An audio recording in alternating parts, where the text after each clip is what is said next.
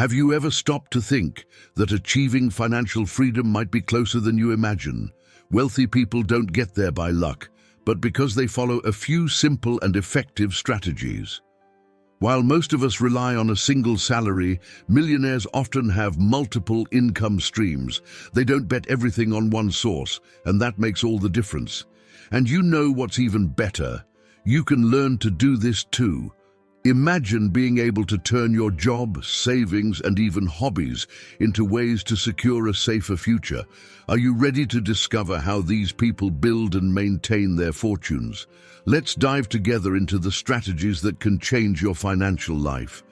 Many people say that the typical millionaire divides their sources of income into about 7 different categories, creating a wide financial safety net. In comparison, most ordinary people rely almost entirely on the salary from a single job, leaving them very exposed to moments of financial instability or crises. By closely observing the habits of millionaires, a clear pattern emerges. They don't put all their bets on just one income stream. Each of these sources plays an important role in the strategy of creating and maintaining wealth. However, not all income types are equal, as they vary in terms of work involved, passivity, taxes, and growth potential. Today, we will dive into the 7 main ways most millionaires build and maintain their wealth. The first and most common income source is salary. This includes money earned from formal jobs, ranging from common workers to high-level executives like company CEOs. Interestingly, many of these CEOs remain employees of their own companies, receiving high salaries and bonuses. Additionally, professionals such as doctors, lawyers, and nurses also fall into this category. Salary income is what you get in exchange for your time, known as active income. This also includes freelancers and self-employed workers. For many self-made millionaires, salary income is the first step in their financial journey. It's where most people start, using this income source as a foundation to support themselves and their families. However, relying solely on this source can be risky, as it's directly tied to the time you dedicate to work. Since everyone only has 24 hours in a day, there's a limit to how much you can earn through work. Additionally, salaries are often heavily taxed, with tax rates reaching up to 40% depending on how much you earn. While it's a good way to start, it's important to consider other ways to generate income to complement this one. Have you ever imagined having access to the secrets of the world's greatest minds without much effort? It might sound incredible, but it's now possible with our exclusive kit of 100 summarized books, which includes both audiobooks and PDFs with the key teachings and ideas. Learning has become much easier and more accessible. Don't miss out on this opportunity. Get your kit by clicking the first link in the description and start your journey to success right now. The second source of income is profit. This form of earning money comes from selling products or services at a price higher than the cost of producing or buying them. It's the transition from being an employee to becoming an entrepreneur, an important mindset shift. In the past, starting a business often required a high initial investment since it was necessary to manufacture or buy goods. But today, with the internet, it's much easier to start without needing as much money. Whether selling physical products like clothes or digital products like online courses, the important thing is that if the sale price is higher than the cost, you're generating profit. This type of income can be either active or passive, depending on the business model chosen. When you're directly involved in production and sales, this profit is considered active, and one of the biggest challenges with this approach is the difficulty of growing the business. However, if you outsource production or focus on digital products, you can turn this profit source into passive income, which continues generating money even when you're not directly involved. Profit can be divided into 2 types: small individual businesses and larger scalable companies. The first type involves personal production or resale of products, usually through platforms like eBay, Mercado Libre, or Facebook Marketplace, offering an accessible way to earn extra money. The second type of profit comes from creating a larger business where production is outsourced, allowing you to focus on strategic areas like marketing and sales and grow the business. Profit taxes vary widely. People operating on small scales generally pay taxes similar to salary taxes. However, creating a formal company, like a limited liability company, can offer many tax benefits, allowing you to better organize your taxes and pay less. The third source of income is interest earnings. This happens when you receive money for the amount you lent or invested. However, it's always good to remember that it's not a good idea to lend money to friends or family, as this can end up causing problems. Instead, interest income usually comes from safer investments, such as CDBs, certificates of bank deposit, corporate bonds, or even government bonds. While these investments are safer, the returns tend to be lower, typically between 1% and 4% per year. On the other hand, there are riskier options, like direct lending through online credit platforms, peer-to-peer, which connect investors to people who need loans. Interest income is considered passive, since once the investment is made, the investor doesn't need to actively participate to receive returns, making it a way to diversify your income without much effort. The fourth source is dividend income. This type of earning happens when you buy shares in companies that distribute part of their profits to shareholders. By purchasing shares, you become a shareholder, meaning you own a small part of the company. Typically, companies distribute their profits to shareholders in the form of dividends, which can be paid every 3 months. This means that as a shareholder, you're entitled to receive a portion of the company's profit. Taxes on dividends vary depending on the type. So-called qualified dividends have a lower tax rate. If you earn less than $600 in dividends, you may even be exempt from taxes. But for those earning more than $425,000, the rate can go up to 20%. Still, this rate is much lower than that on salaries, which can reach 40%, making dividends a good way to supplement your income. The fifth source of income is rental income from real estate. Rental income is one of the best-known ways to earn passive income, and it usually happens when you buy a property, such as a house or apartment, and rent it out for someone to live in. But this form of income isn't limited to residential properties. Commercial, industrial, and even land can be profitable rental sources. Additionally, there are less common ways to earn rental income. For example, you can rent out construction equipment, vehicles, musical instruments, or even event spaces. Essentially, anything that can be rented out can generate an income source. The key to success in real estate rentals is ensuring that the amount you receive covers all costs, such as maintenance, taxes, and financing, thus generating a positive profit. The sixth form of income is residual and royalty income. This type of earning is very interesting because it allows you to continue earning money even after you've done the work. This can happen in several ways, such as when you act in a movie that continues to be watched many years later, write a book that keeps selling, or run a YouTube channel where the videos continue getting views. Royalties are a classic form of residual income. Musicians, for example, earn royalties whenever their songs are played on radio or streaming platforms.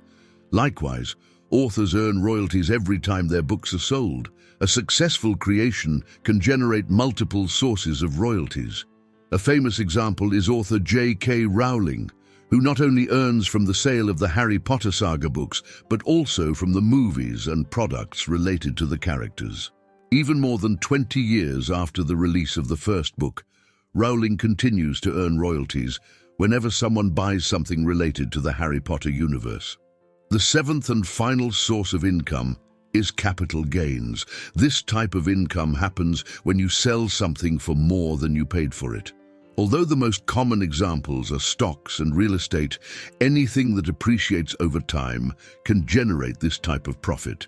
If, for example, you bought a property for $200,000 and sold it for $250,000, you had a capital gain of $50,000. The same happens with stocks. If you bought 100 shares at $20 each and sold them for $120, the profit would be $10,000. The difference between capital gain and profit is that the former comes from the appreciation of an asset over time, while the latter is tied to the production or resale of something. Another big advantage of capital gains is the favorable tax treatment, as the tax on this type of income usually ranges between 15% and 20%, and can even be zero in some cases, especially in real estate transactions that involve reinvestment. Many people wish to become rich, but few truly understand the steps necessary to achieve financial success. Let's talk about some practices and behaviors that are widely adopted by financially successful people. If you're enjoying the content so far and haven't subscribed yet, consider subscribing to the channel so you don't miss more valuable tips like these. Let's continue. One of the most important habits that differentiate wealthy people from the majority is the strict control of their finances. If I asked you how much you spent last month, would you know the answer? Do you have a clear idea of how you divide your income? Like how much goes to bills, savings, leisure, and investments? Many people overlook this issue, but it's impossible to improve your finances if you don't know where your money is going. Developing the ability to track every cent that leaves your pocket is crucial, not only to better managing money now, but also to making smarter choices in the future when your income increases. The first step to gaining better control of your money is dividing your expenses into three main categories. The first is income, which includes all the money you earn in a month, whether from your job, side gigs, or any other source of income. The second category is fixed expenses, which include all the essential costs for your survival, such as rent, utility bills, and food. While these expenses don't change much from month to month, many people don't have a clear view of how much they really spend on these things. The third category is optional expenses, which are the things you choose to buy, like dining out, subscriptions, or that daily coffee. Dividing your expenses into these categories helps you visualize where your money is going.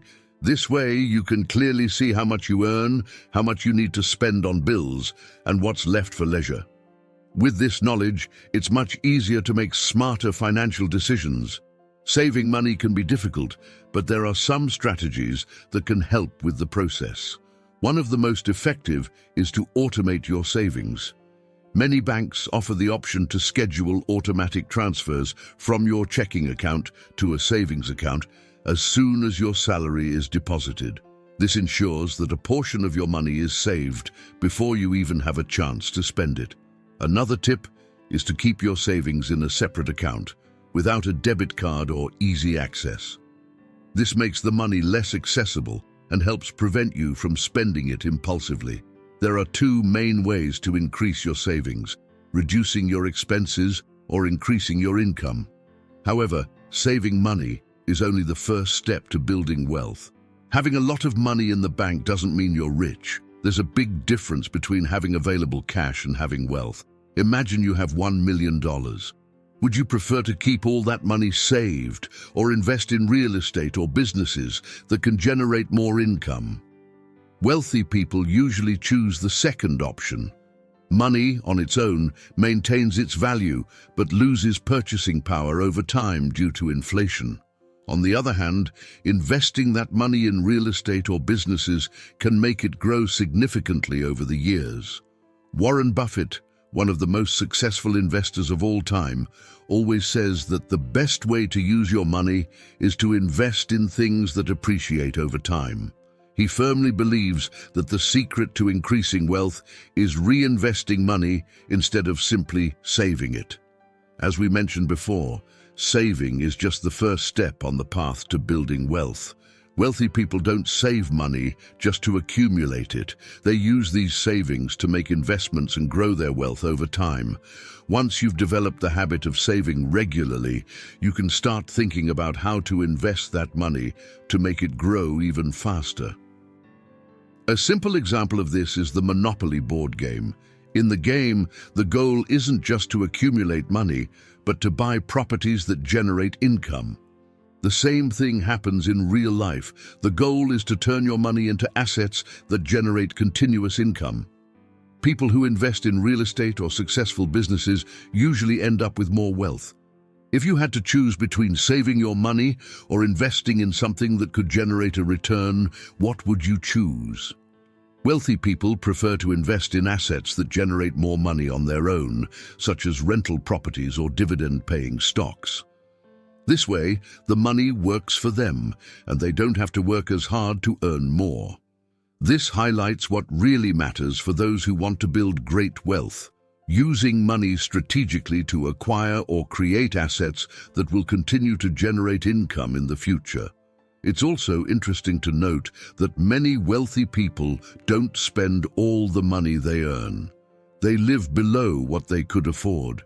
It might seem like, since they have a lot of money, these people would buy everything they wanted, but the truth is that many of them lead simple lifestyles, especially in the early years of building their wealth. If you look at people who've become rich in recent years, you'll notice a pattern. They tend to be frugal, even when earning a lot of money.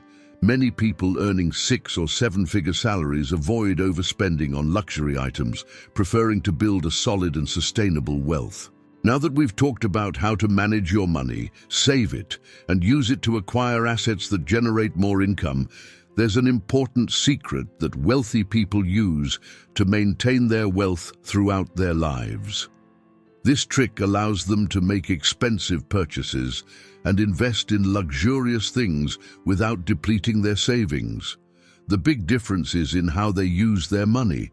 Instead of spending all their capital or savings, they only spend the extra income generated by their investments, that is, their passive income. Most people start by relying on active income, meaning they need to work to earn money.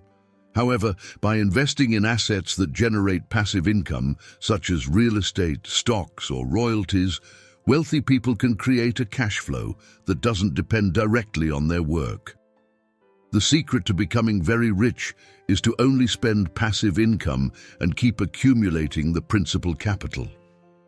This is like planting a tree. Instead of eating the seeds, wealthy people plant the seeds and harvest the fruit from the tree. By spending only the fruit, they ensure that the tree continues to grow and generate more fruit in the future. Although some wealthy people still work and manage their businesses, they generally use the profits to make more investments. They only spend the money their investments generate and use it to pay for vacations or buy luxury items without ever touching the principal capital. By following this rule, they always have more money coming in, allowing them to make large purchases without worrying about the future. So, what would be the first practical step you can take to start your journey toward wealth? As we've said, to start investing, you first need to save money. And for that, it's important to reduce expenses or increase your monthly income. Once you've established a good savings habit, the next step is to focus on increasing your earnings. The higher your income, the more resources you'll have to invest and build your wealth. If you enjoyed this video, comment below, "I want part 2." When I see this comment, I'll be happy to respond. And now, on your screen, an incredible video that I've specially prepared for you is appearing. I'm sure it will add a lot of value to you, so click on it and go watch it right now. Do this for yourself and your future. See you soon.